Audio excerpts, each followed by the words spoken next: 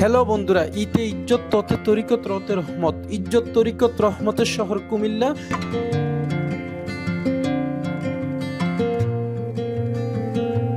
আর সেই শহরে আজকে আপনাদেরকে নিয়ে আসলাম। সেই শহরের সবচাইতে বেশি নান্দনিক এবং কি সবচেয়ে সুন্দর একটা জায়গা হলো কুমিল্লার নব শালবন বৌদ্ধ বিহার। সেটা খুবই সুন্দর, আপনি আসলেই বুঝতে পারবেন যে এটা কতটা সুন্দর। তাই জন্য বন্ধুরা আজকে আপনাদেরকে এখানে নিয়ে আসলাম, এই জায়গাটা ঘুরিয়ে ঘুরিয়ে আপনাদেরকে দেখাবো। আর এখানের কিছু বিষয় আছে যেটা হয়তো বা অনেকেরই অজানা, সেই বিষয়গুলোই আজকে আমি আপনাদের সামনে তুলে ধরবো। এখানে যে অনেক ধরনের এতিম বাচ্চারা থাকে এবং কি আসলে অনেক অনাথ ছেলেরাও এখানে থাকে, যাদেরকে এখানে লালন পালন করা হয় এই টিকিটের টাকাটা দিয়েই। হয়তোবা এই বিষয়টা অনেকেরই অজানা। তাহলে চলুন বন্ধুরা আমরা কুমিল্লার যে নবশালবন বিহার এটা ঘুরে ঘুরে দেখি এবং কি আপনাদেরকে দেখাই। প্রথমে নবশালবন বিহার দেখাবো, তারপর আমি ধীরে ধীরে অন্যান্য যে জায়গাগুলো রয়েছে সেগুলো দেখানোর চেষ্টা করব। ওকে বন্ধুরা, তাহলে শুরু করা যাক, চলুন।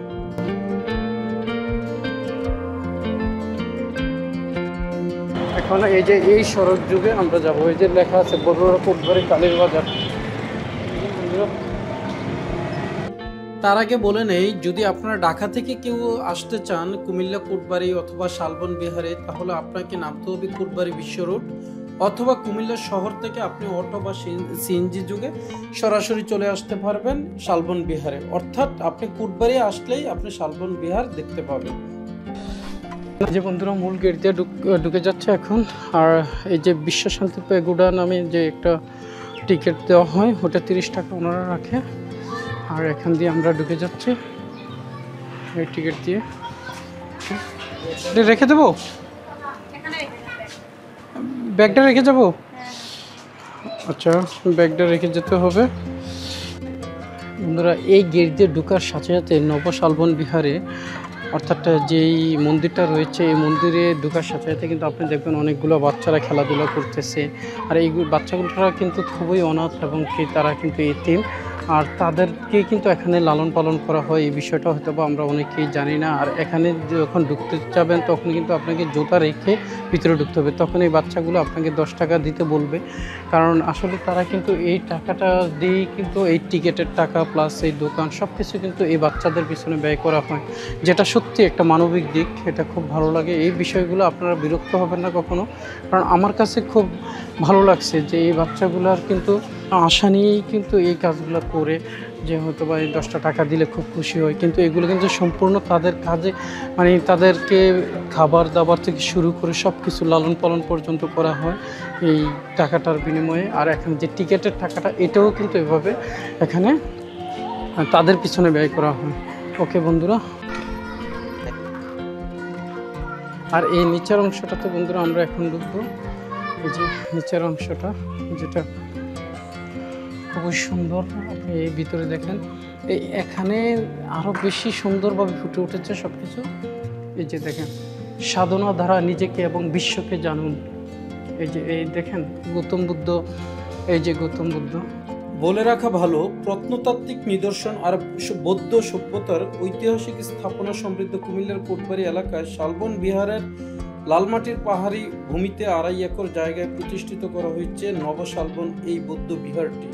চোখ দাদানো এই স্থাপনা বৌদ্ধ ধর্মাবলম্বীদের একটি উপাসনালয়। বৌদ্ধ ধর্মের মানুষের এই উপাসনালয়টি স্থানীয়দের কাছে নবশালবন বিহার বৌদ্ধ মন্দির হিসাবে পরিচিতি লাভ করেছে। মন্দিরের পাশে রয়েছে মেডিটেশন কেন্দ্র, শালবন বিহার বিদ্যালয়, এতিমখানা, পাঠাগার, জাদুঘর, সভাকক্ষ ও হোস্টেল কক্ষ।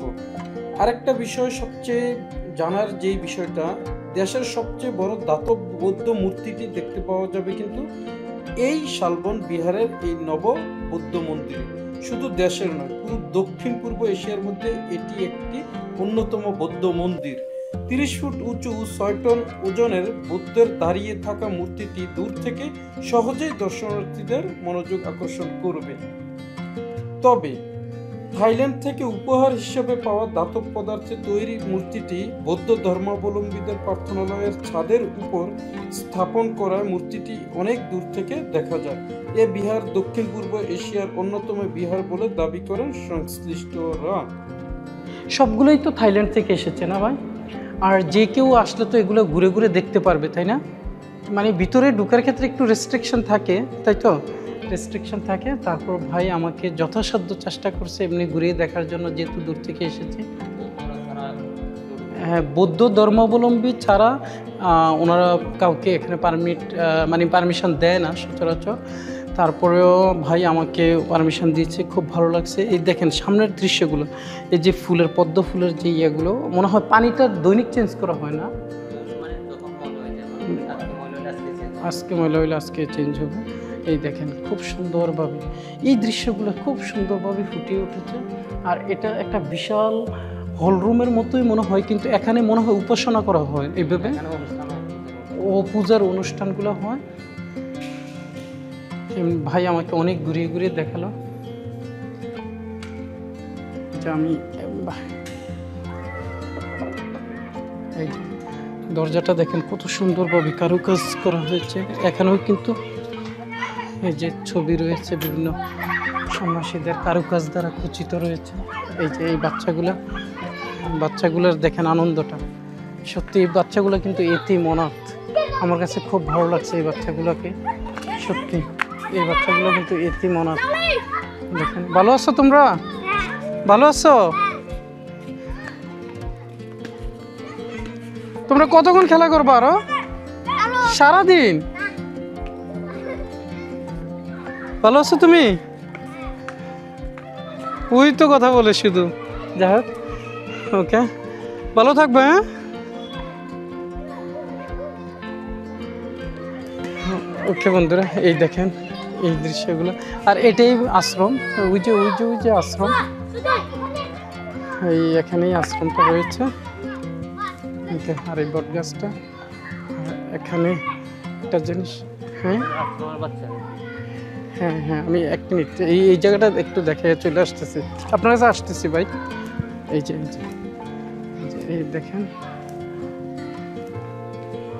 এই দেখেন বন্ধুরা, এই যে এগুলো হচ্ছে নাগ দেবতা না? এইগুলো নাগ দেবতার মূর্তি। আমি এবার ওই নাগরাজ স্পর্শ করবেন না, স্পর্শ না করতে নিষেধ করেছে, এটা আমি খেয়াল করিনি। তবে আরেকটা বিষয় আপনার মানবেন, সবসময় ফুল ছেঁড়া যাবে না, এখানে ফুল ছাড়বেন না। আর এই জিনিসটা দেখানোর জন্য এই বটগাছের নিচে দেখেন, এখানে গৌতম বুদ্ধর যেই শিষ্য রয়েছে তারা যে ধ্যানমগ্ন অবস্থায় রয়েছিল, এই যে দেখেন এই গৌতম বুদ্ধের যে শিষ্য 5 জন, এই শিষ্য 5 জন কিন্তু ওনারা দেখতে পাচ্ছেন বন্ধুরা। এই যে এই দৃশ্যটা, ওকে আমরা দেখতে পেলাম।